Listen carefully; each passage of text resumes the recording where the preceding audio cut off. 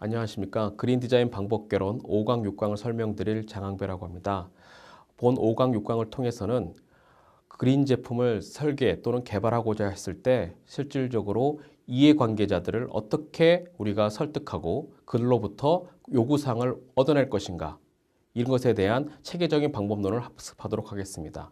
6강에서는 앞서 도출된 그런 이해관계자 분석 내용을 실질적으로 어떻게 전략 발행성에 설정에 사용할 것인가, 그리고 설정된 전략 수립 방향성에 대해서 어떻게 세부적인 실행 계획을 추진할 것인가, 이 부분에 대해서 자세히 설명드리도록 하겠습니다. 본 강의에 들어가도록 하겠습니다. 제5강 그린 디자인 방법개론 이해관계자 분석 강의를 시작하도록 하겠습니다. 본 강의는 크게 그린 디자인 방법개론에 있어 제품 설계의 의미에 대한 개요를 살펴보고요. 그 개요에 맞춰서 세 가지 방법론이 존재하게 됩니다. 크게는 환경 품질 기능 전개 방법, 환경성 벤치마킹 방법, 그리고 체크리스트 방법 등이 있는데요. 크게 두 개 장을 걸쳐서 각각의 설명을 드리도록 하겠습니다. 먼저 이해관계자 요구 분석 방법은 크게 원료 물질에 대한 유통 부분에 사용하는 환경 품질 기능 전개 방법과 그리고 환경성 벤치마킹 방법이 있습니다. 그리고 제조 공정에서 실제로 적용되고 있는 체크리스트 방법, 크게 세 가지로 구분되어지는데요.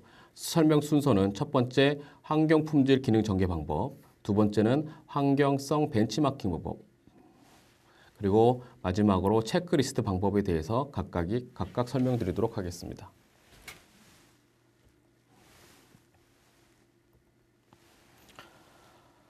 먼저 환경 품질 기능 전개 방법은 기존 산업공학 분야에서 사용하는 품질 기능 전개 방법론을 변형한 것으로 환경적 측면의 고객 품질 요구사항을 분석하는 방법입니다.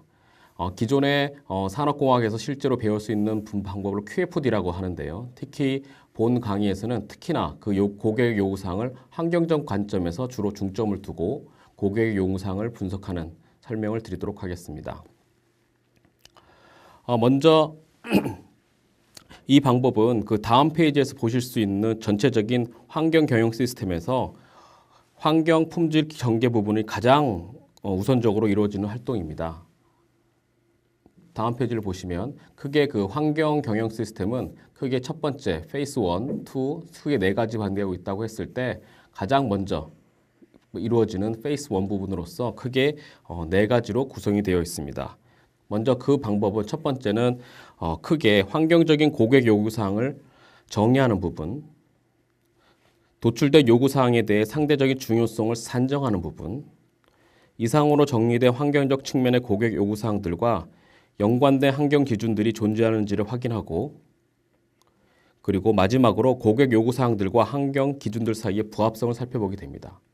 그래서 크게 고객의 요구사항이 도출되었으면, 예를 들면 A, B, C로 조출이 되었으면 이들에 대한 상대적 가중치를 구하는 부분들이 두 번째가 되겠고요. 그리고 이 변수들에 대해서 특정 기준에 대해서 어느 정도 만족하는지를 살펴보는 게 세 번째, 네 번째 부분이 되겠습니다. 먼저 가장 첫 번째 단계로 환경적 소비자 요구사항 설정 부분이 되겠습니다. 이 단계에서는 제품 설계와 관련하여 고객은 물론 재활용업자, 그 다음 제조업자, 그리고 이러한 부분들에 대한 환경적 측면의 다양한 요구사항들을 수집하게 됩니다. 표 1에서는 보시면요.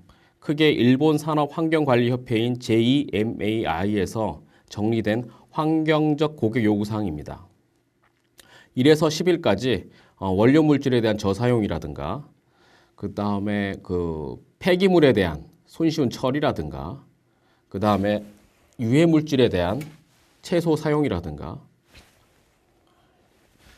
그리고 부가적인 부산물에 대한 최소 안전성이라든가 이런 것들에 대해서 11가지의 그 환경적 고객 요구사항을 정의하고 있습니다. 이렇게 환경적 요구사항이 정의되어지면 실제로 제품에 따라서 상대적 중요성이 존재하게 되는 거거든요. 그런 중요성에 대해서 가중치를 산정하는 것이 바로 두 번째 단계가 되겠습니다. 표 아래에서 표시다 보시면 예를 들면 제품 토스터에 대한 상대적인 중요성을 평가하는 모형이 되겠습니다. 크게 본 예시에서는 9, 가장 높은 경우는 9를 놓고요. 그 다음 3, 1 등으로 나서 가중치를 상대적으로 중요하게 편성을 했는데요. 그 가중치를 선정한 배경에는 실제로 중요도 부여 이유를 같이 부합되게 설명함으로 인해서 이 가중치 산정에 대한 객관적 타당성을 확보하는 것이 중요합니다. 그래서 방금 전에 예시의 토스트기 예시 같은 경우에는 실제로 원료 물질에 대한 채소 사용 부분들은 한 3의 가중치를 받았고요. 실질적으로 그 제품에 대한 연구성, 이는 9로서 상대적으로 높은 그런 가중치 산정 점수를 받은 상태입니다. 그 다음 페이지 보시면 계속 이어져서 실제로 재사용 부분들이라든가 그리고 저에너지 사용에 대한 부분들도 상대적으로 높은 가중치를 얻게 되었습니다.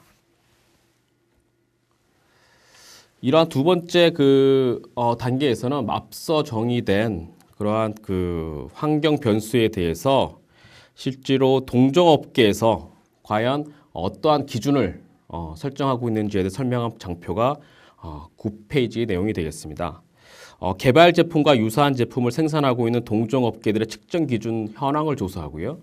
그리고 이들과의 연관성을 분석하는 것이 바로 이들의 단계입니다. 토스터기는 아시다시피 필립스를 비롯해서 지멘스라든가 IBM 등등이 바로 동종업계가 되겠고요. 그들이 사용하고 있는 실제로 측정 기준을 나타내는 것이 바로 오른쪽 열의 내용이 되겠습니다. 자세히 보시면 각 그 업체마다 그 토스터 기기를 생산하고 있는 기업들의 자체적인 환경 기준들을 이렇게 설명을 하고 있습니다. 그리고 이러한 그 환경 기준들은 표 3과 같이 기준을 세부적으로 측정할 수 있는 변수들로 전환되어집니다. 앞서 말씀드린 이 장표 내에 각각의 이러한 중요한 그 변수들에 대해서 측정할 수 있는 세부 측정 변수들을 다시 설계하게 되는데요. 그것이 이제 바로 환경성 변수, 환경성 파라미터라고 표현되는 부분들이 바로 이 내용이 되겠고요. 그리고 이것들에 대한 세부 측정적인 방법을 설명하는 것이 바로 요 오른쪽 맨 끝에 열 내용이 되겠습니다. 그래서 전 과정 단계에 걸쳐서 원료 취득부터 시작해서 유통이라든가 사용, 폐기 전 과정에서 측정 변수와 그다음 방법들이 제시되어 있음을 표 3을 통해서 여러분은 쉽게 파악할 수 있을 것입니다. 그 각각의 그 파라미터는요, 각각의 측정 변수는 그 속성에 따라서 플러스 또는 마이너스로 표시가 되어지는데요. 마이너스는 실제로 값이 적을수록 환경성이 좋다는 것이고요. 플러스는 값이 클수록 환경성이 좋다는 것을 의미합니다. 그래서 이렇게 3단계를 거쳐서 환경을 측정할 수 있는 변수와 그다음에 그 변수에 따른 가중치가 산정되고 그 다음에 그 동종업계 제품, 동종업계들이 동종 제품을 생산하고 있는 업체들의 현재의 그 환경 측정 변수를 설정한 다음에 이들에 대해서 서로 상대적 비교를 통해 가지고 마지막으로 과연 고객 요구사항이 어느 정도의 강도를 갖고 있는지를 표현하는 것이 바로 마지막 부분이 되겠습니다. 그래서 먼저 환경적 요구사항과 제일 먼저 이제까지 이 마지막 단계에서는요. 환경적 요구사항과 환경성 변수 사이의 관계에 상대적인 수치를 이제 할당하게 되겠고요. 그다음 두 번째는 세부적으로 먼저 그 각각의 그 환경적 요구사항에 대해 상대적 중요성을 행에 먼저 나열을 하고 다음은 환경성 변수의 중요도를 설정한 다음에 곱한 값을 산출하게 됩니다. 그리고 산출된 값 중에서 가장 높은 값을 핵심 환경성 변수로 우리가 설정하게 되는데 실제로 다음 예시를 통해서 여러분께 좀 설명을 좀 드리도록 하겠습니다. 왼쪽 부분에 본 게 바로 환경성 변수고요. 보시게 되면 실제로 각 그 환경성 변수의 항목들이 있고 이들에 대한 가중치 값들이 이렇게 좀 산정되어 있고요. 앞서 맨 처음에 측정되어진 환경성 요구사항들에 대해서 1단계 설정된 환경성 요구사항들에 대해서는 행으로 나열되어 있으면서 이들에 대한 가중치가 산정되어 있습니다. 그래서 이들에 대한 곱한 값이 요 밑에 맨 끝에 행의 합수로 환산이 되어집니다. 그래서 이것들을 100단위로 다시 환산을 해가지고 실제로 가장 높게 산정된 100을 기준으로 봤을 때 가장 높게 산정된 그런 환경성 변수가 핵심 환경 변수로서 우리 산정이 되는 것입니다. 그래서 본 예시를 통해서는 사용된 재질의 종류와 그 다음 재활용 가능한 물질의 함량으로서 변수가 핵심 환경 변수로서 이게 설정되었음을 산출되었음을 여러분은 볼 수 있을 것입니다. 두 번째 방법은 벤치마킹 방법입니다. 근데 여러분이 이제 실제 알다시피 벤치마킹 같은 경우에는 경쟁 제품의 제품의 주요 비교 변수와 비교해 가지고 그들에 대해서 어느 것이 좋고 어느 것이 낮고 이런 것들을 설명하는 방법인데요. 이 방법은 특히 이제 녹색 컨텍스트에서는 실제로 환경적인 변수를 기준으로서 우리가 그들에 대한 상대적 제품에 대한 비교를 진행하게 되는데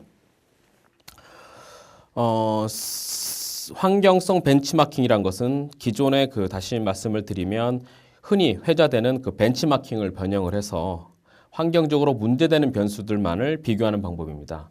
성공적인 환경성 벤치마킹을 위해서는 비교를 위한 아주 적합한 그런 변수를 뽑아내야 되는데요. 그 변수를 뽑아낸 다음에 바로 경쟁사의 제품과 이게 비교를 하게 됩니다.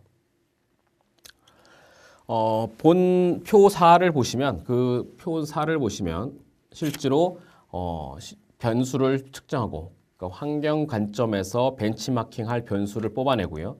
그 뽑아낸 변수에 대해서 자사 제품과 그 다음에 경쟁사 제품 A, B를 비교한 표를 나타내고 있습니다. 실제로 무게에서부터 시작해서 예를 들면 기능성까지 그리고 제품에 대한 폐기물 정도, 그 다음 사용성, 그리고 에너지에 대한 소요량, 그다음 패키징에 대해서 실제로 어느 정도 되는지를 산정하는 것이 실제로 15페이지, 16페이지 장표에 이렇게 나와 있습니다. 이래서 이렇게 핵심 벤치마킹을 하는 방법론을 대략 보여드렸는데요. 실제로 세부적인 방법론에 대해서 설명을 드리도록 하겠습니다. 핵심 환경성 벤치마킹을 진행하는 방법은 다음과 같습니다. 먼저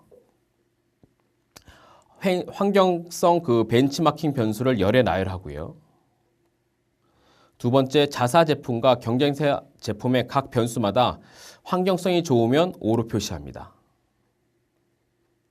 물론 환경성이 좋지 않으면 낮은 숫자로 표시하게 됩니다. 만약에 그 제품이 해당 파라미터와 상관이 없을 경우, 해당 변수와 상관이 없을 경우에는 0으로 표시하게 되고요. 그래서 앞서 도출된 그 환경 측정 변수의 상대적 중요도와 그다음 표시한 수를 곱한 다음에 각각의 변수에서 경쟁사 제품과 자사 제품 차이가 가장 큰 변수가 핵심 환경성 벤치마킹 변수로 설정되는 것입니다. 세부적인 예로서 설명을 좀 드리도록 하겠습니다.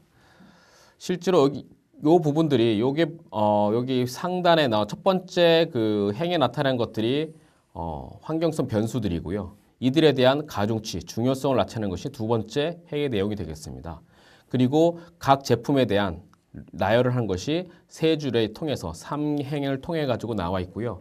이들에 대해서 환경성이 좋으면 4를 하고요. 낮으면 2 정도를 표시함으로써 나중에 이 중요도와 곱해가지고 이들에 대한 합을 구해가지고 실제로 자사 제품과 경쟁사 제품의 환경성 중요도를 뽑아내게 됩니다. 그래서 장표 19페이지에 바로 자사 토스터기와 경쟁사의 토스터기를 비교한 내용인데요. 빨간 줄을 보시는 것이 바로 이 자사 제품이 되겠고요.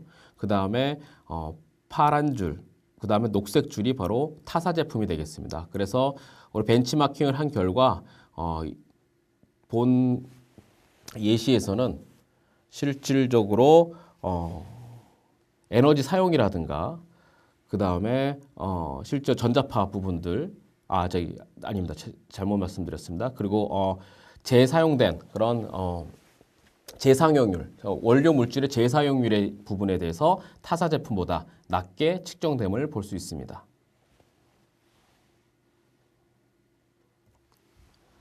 마지막으로 체크리스트 파라미터 설정 방법입니다. 이전의 방법들은 실질적으로 원료 물질에 대한 유통 관점에서 보통 설명을 드렸는데 본 마지막에 체크리스트 방법은 제조 단계, 즉 가장 핵심 부분에 제조 부분이 있고요. 그 다음에 그 제조 부분 앞단에 원료 물질에 대한 수입, 그 다음에 폐기까지, 그 다음에 부산물, 그 다음 제품 자체 이런 부분들은 앞서 두 가지 방법을 통해서 실제로 이해관계자들의 고객 요구사항을 분석하고요. 실제로 본 단계, 즉 인라인 단계에서는 체크리스트 방법을 통해 가지고 실질적으로 환경성의 벤치마킹을 진행하게 됩니다. 다시 한번 말씀드리면 체크리스트 방법은 제조 단계에서 고객의 요구사항을 분석하는 방법입니다. 표 5는 문헌 자료를 바탕으로 수집한 체크리스트의 측정 변수를 나열한 것이고요. 크게 부자재 사용부터 에너지, 폐기물, 그다음 산출물 영역에서 세부적인 체크리스트 방법들이 각각에 나와 있습니다. 이것은 절대적인 것이 아니고요. 실제로 각 문헌들을 통해서 체크리스트 참조 내용을 통해 가지고 진행하는 내용이 되겠습니다.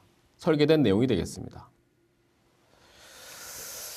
장표 이러한 그 22페이지에서는 이러한 체크리스트를 활용해서 실질적으로 평가하는 방법이 나와 있습니다. 체크리스트 방법은 크게 가중치 부여, 회사 내 수행 정도 평가, 수행 위험성 평가 등으로 구성됩니다. 먼저 그 제품을 대상으로 해서 각 변수에 대해 상대적인 가중치를 부여하고요. 이때 가장 중요하다고 생각하는 것은 10점을 주고 뭐 절대적인 건 아닙니다. 그래서 중요시에는 5점, 중요하지 않으면 0점을 부여하게 됩니다. 그리고 설계된 변수에 대해 그 다음 이미 이행을 했다면 1점을 주고 대체로 이행했다면 2점, 이행되질 않았지만 가까운 미래에 이행을 고려하는 경우 3점, 그 다음 이행 계획이 없다면 4점을 줘서 회사 내의 수행 정도를 평가하게 됩니다. 그리고 마지막으로 각 그 변수를 수행했을 때 위험성이 높다고 생각하면 30, 낮으면 10, 보통은 20점을 부여해가지고 실제로 이 두 개와 요 1, 2를 합산한 거와 그 다음 3을 내용을 분석해가지고 실제로 그래프를 분석해서 위험 정도를 환경성 요구사항 분석 정도를 평가하게 됩니다. 그 다음 페이지에 바로 그 본 내용이 되겠습니다. 그래서 위에 부분들이 우선순위에 대한 지수가 나와 있고요. 그 왼쪽 부분이 수행 위험성에 대한 평가사항이 나와 있어서 실제로 에어리어 1 부분에는 실제로 높은 우선순위를 갖고 있는 내용과 그 다음에 상대적으로 에어리어 3 같은 경우에는 별로 고려할 필요가 없는 항목들로 이제 구성이 되어 있습니다. 그래서 비용이 아무래도 비용을 비롯한 기존의 그 자원들이 한정되어 있기 때문에 이러한 평가를 통해 가지고 어떤 그 활용에 대한 우선순위를 선정할 때 바로 이 체크리스트, 특히 제조 단계에서 환경을 고려한다고 했을 때, 환경을 고려한 요구사항을 분석한다고 했을 때 바로 에어리어 1에 있는 그런 항목들을 우선적으로 우리가 요구사항에 넣는 거죠. 그래서 지금까지 크게 본 그 이해관계자, 예를 들면 뭐 제조업자라든가 그다음 재활용업자, 물론 고객은 포함되고요. 그러한 세 분야의 이해관계자에 대해서 어떻게 하면 환경 측면에서 요구 분석하는 방법을 체계적으로 할 수 있을까에 대해서 설명을 좀 드렸습니다. 그래서 이러한 그 이해관계자 요구 분석 방법을 통해 가지고 산출된 그러한 그 고객이나 또는 고객이나 재활용업자 그리고 제조업자들의 그런 요구 사항들은 각각의 우선순위를 받아들여 가지고 제품 설계에 투영하게 되는 것입니다.